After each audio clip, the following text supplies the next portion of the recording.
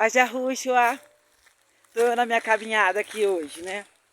Agora não tô indo pro trabalho não, tô indo pro hospital, vou ficar acompanhando meu esposo que tá muito doente, hospitalizado. O Altíssimo sabe todas as coisas. Eu não sei se já falei aqui antes, né? Mas tá aí. Mas o que eu tava meditando aqui nesse caminho de sempre? Esse velho e bom caminho, né? Irai-vos, mas não pecais. Não se ponha o vosso sol, o sol, não se ponha o sol sobre a sua ira. Não tem problema nenhum você ficar aborrecido com a vida, com as pessoas, com as coisas. Mas a consequência desse aborrecimento, você é responsável. Então se a palavra fala, irai-vos, não pecai-vos, quer dizer que é possível ficar chateado, mas é possível também controlar as coisas para que você não venha sair espraguejando, amaldiçoando alguém, quebrando as coisas ou quebrando alguém. A gente tem que tomar cuidado com a nossa ira, tá?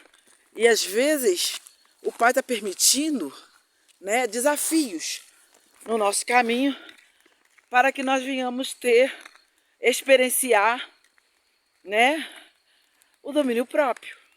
E o domínio próprio não está somente nos seus braços, nos seus pés, mas também está naquilo que você sente na hora que a ira vem, o aborrecimento vem, né? Naquilo que você pensa também. Nós temos que dominar tudo isso. Diante de uma pessoa que nos irrita, a gente tem que simplesmente exercitar o papel de colocar-se no lugar da pessoa que está nos irritando. Aquele segundinho é crucial para colocar-se no lugar da pessoa e procurar entender as motivações que está levando aquela pessoa a te desacatar de alguma forma. E outra, criar uma barreira, tá? Você cria uma barreira e essa barreira, ela não é naquela hora que a pessoa está te irritando. Ela já sai de casa com você. Uma barreira que você sabe o que você está ressoando. De ressonância mesmo. Para que se por um acaso surgirem essas pessoas que têm prazer, né, deleite em irritar outras pessoas, elas não vão ter poder sobre você, porque você não está ressoando essas coisas. E geralmente, para não ressoar, né, e atrair pessoas iradas, é o quê? É o papel entra muito o papel do perdão. O perdão, ele não é somente eu perdoo, é perdoar mesmo, fazendo uma oração de bênção sobre a vida daquela pessoa. Seja bênção em qualquer sentido for, mas bênção que você deseja que se cumpra na vida daquela pessoa. Isso então cria uma barreira para que pessoas que têm vício, que tem pessoas que têm vício em irritar as outras pessoas, em humilhar as outras pessoas, em fazer com aquelas pessoas ali um nada, entendeu? E às vezes ela pega algumas pessoas como alvo para isso, e para você realmente ter uma barreira contra essas pessoas, você já tem que sair de casa já limpinha o teu coração, já feliz, já em paz, já de boa mesmo. Não estou falando de boca para fora, mas tem que sair de casa de boa, né? Que se o dia for para rir, ou se o dia for para chorar, você já entregou na mão do Pai. Agora o dia tem que ser para rir ou para chorar, mas não para se aborrecer. Mas se vier aborrecimentos, são essas pessoas que motivada por alguma coisa dentro delas, é que vem com vara curta, né? Mexer com a gente, mexer com você. Então, perdem a força diante da tua barreira psíquica. Eu lembro que, quando eu comecei a trabalhar nessa empresa, estávamos todos reunidos numa sala para poder fazer entrevista, né? Ou esperar o patrão chegar, trazer o uniforme, aquela coisa toda. E eram umas 20 pessoas, mais ou menos.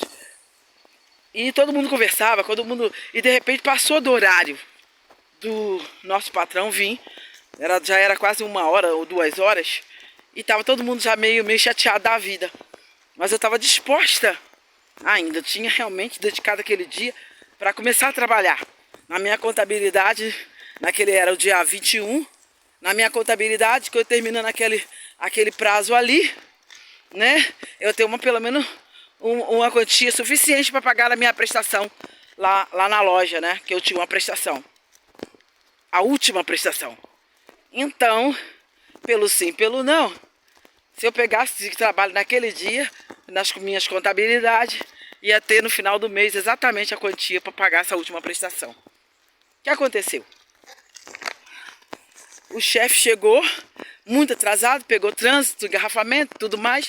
Então, ele estava falando, né, se justificando, e teve umazinha lá que se levantou como voz de todo mundo e falou: ah, não, nós, minto, antes do chefe chegar, já estava fazendo combinado.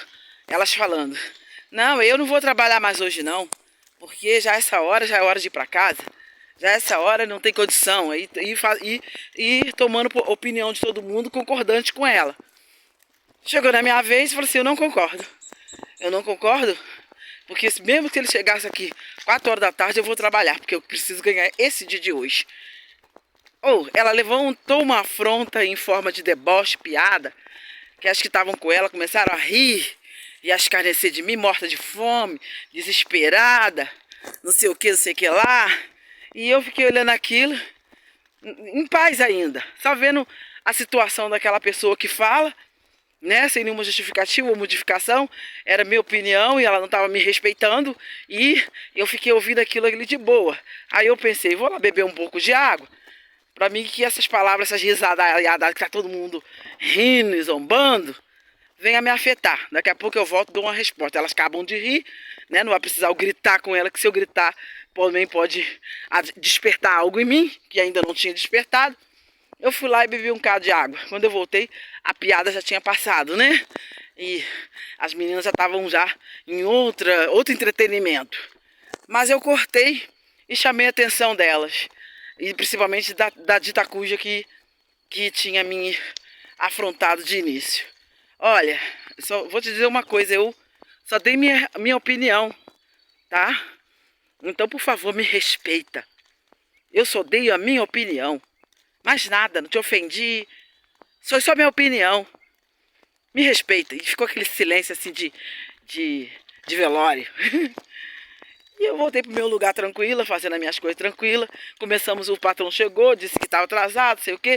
Aí continuaram lançando a opinião delas de não trabalhar naquele dia, porque já estava muito tarde.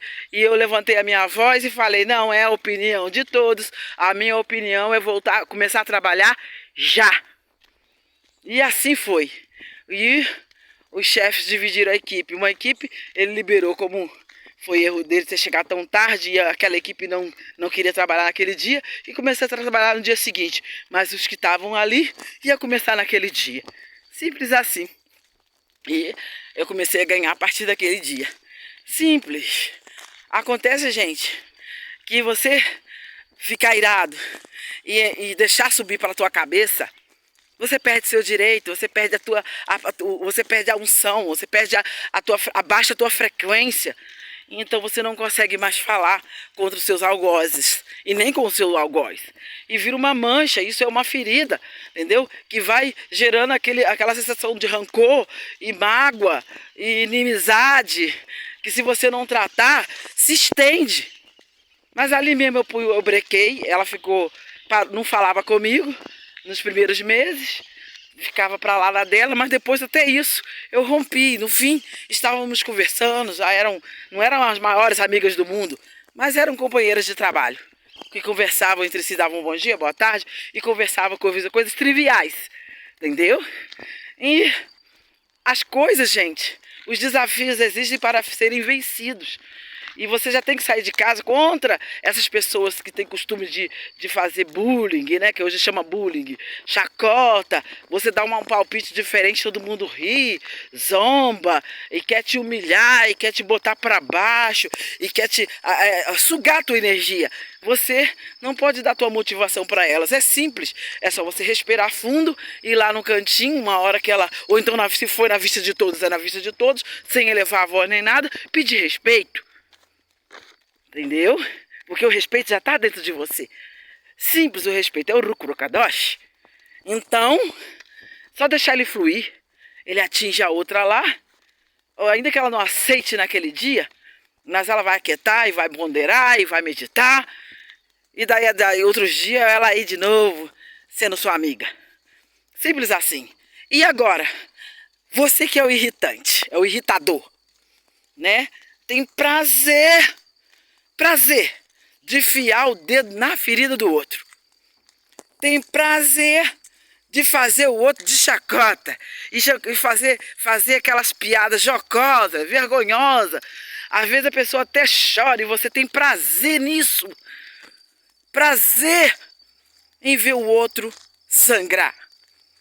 Ó, nas análises mais suaves, tá? Isso é uma psicopatia, tá? Mas como hoje é tão bonito agora falar que sou psicopata, né? É tão bonito, as pessoas falam, eu sou psicopata mesmo. Eu sou psicopata mesmo. Gente, as pessoas estão tão imergidas em inversão de valores que não veem o que elas estão se autodeclarando, né? E gosta de fazer pouco, gosta de fazer a miséria, de proclamar a miséria do outro.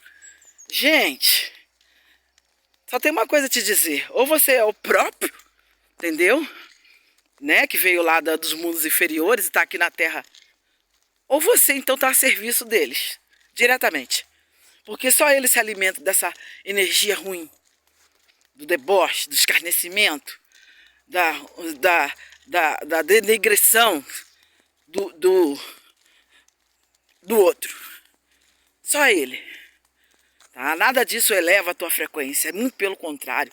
Essa frequência tua é conectada diretamente com lá de baixo. Seja qual for a entidade, que são várias, né? Estão diretamente conectadas com elas. E isso quando não são os próprios magos negros. Porque os magos negros, por excelência, precisam de almas para poder pagar pelos acordos deles. Então eles começam fazendo esse terrorismo emocional nas pessoas, né? Geralmente o chefe, né? Aquele chefe carrasco que humilha todo dia a pessoa, principalmente se a pessoa é uma vítima, vamos dizer assim, tem uma baixa autoestima ou, né? Aquela pessoa indefesa emocionalmente mesmo. Então ele faz esse processo todo com aquela pessoa humilhando. Se você não for assim, eu vou te mandar embora. Desse jeito você não vai ficar nessa empresa não. Cadê o resultado? Aquele aperto psicológico, a pessoa aceita, né? Dessas pessoas que estão em posição de liderança dentro das empresas, que vai lá, corta os pulsos, né? Isso quando não estão cortando os pulsos todo dia. E se mata, pendura num galho de uma árvore e se mata lá. O sacrifício foi para quem? Dos suicidas. Então fica atento. Porque se você está agindo inconscientemente, agora tenha consciência. Não vale a pena irritar os outros, irritar teu pai, irritar tua mãe, irritar teu filho, tua filha, irritar o genro, a nora, né? Que hoje as famílias estão tudo doente. A mãe tem 3 filhos, escolhe um para amar e os outros para escorraçar. Ou então escolhe 2. Aquele outro ali que lembra um parente que ela detestava, então ela cresce ele escorraçando. Que tem mãe que, meu pai, ela mostra claramente, eu gosto desse, daquele eu detesto. Né? Mesmo aquelas que diz que estão lá no evangelho com Jesus, gente, faz a mesma coisa. Porque o sentimento está enfermo. E elas não tratam com isso. Não tratam. E se o filho querido arruma uma nora que não... meu santo não se deu com o sangue dela. Ô, gente, ela vira uma caninã em cima dessa nora. Entendeu? Eu tenho uma nora que é uma filha para mim. Mas eu vejo muita nora aí sofrendo no casco da sogra. Entendeu? E sogra tudo evangélica. Né? Mas isso não é diferencial. Sogra ateia também faz a mesma coisa. Sogra católica também faz a mesma coisa. Porque as pessoas estão enfermas emocionalmente. Então quem está ferido, está carregando aquela mágoa, ela procura uma vítima para ela dizer, porque quem ela acha que está abaixo dela, geralmente é assim. Quem ela acha que está na mão dela, que está dependendo dela, entendeu? É que ela quer ferrar, tá?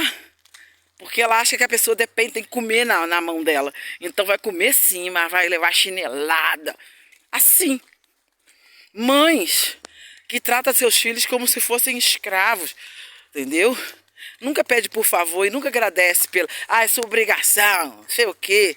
Tá difícil, as famílias estão enfermas. Filhas, né, que não fazem nada pela mãe. Outro dia eu estava vendo, hoje mesmo, estava vendo uma postagem de um coleguinha dizendo que uma velhinha já, de 90 e tantos anos, criou filho debaixo tudo do couro.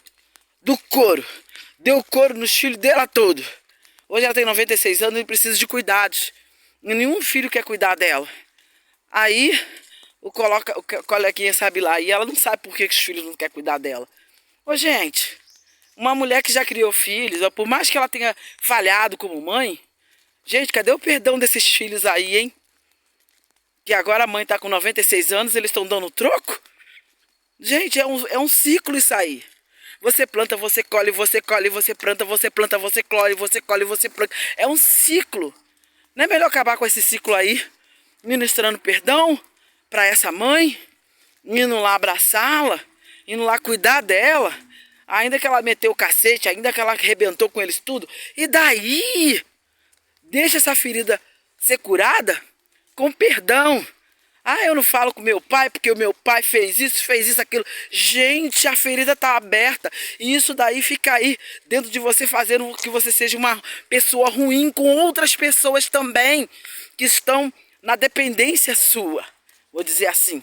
Às vezes é a patroa que acaba com o empregado, ou o empregado também que não se sujeita, também acaba com a patroa. Eu vou meter lá na justiça, tô nem aí, eu vou forjar um processo, forja a testemunha, e para acabar com a pessoa. Isso quando não lesiona, rouba tudo.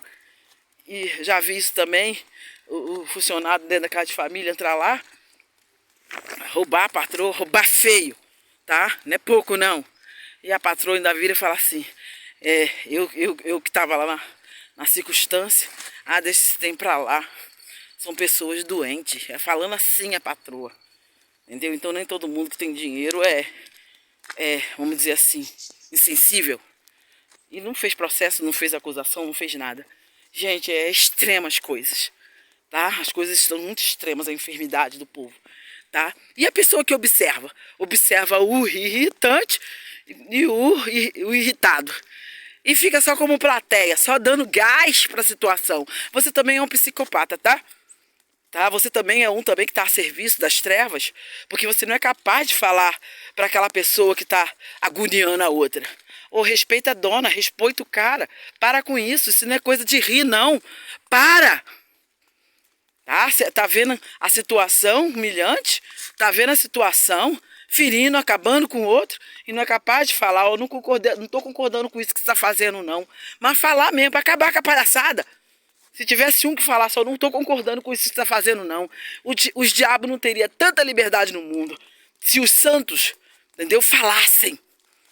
Mas não falam nada, entendeu? E depois tá dentro da igreja lá, aleluia. Mas na circunstância lá, quando vê a humilhação em cima de um colega de trabalho, quando vê a humilhação, não é capaz de falar um A. Com medo. Não é medo não, é malém, é covardia. Tá?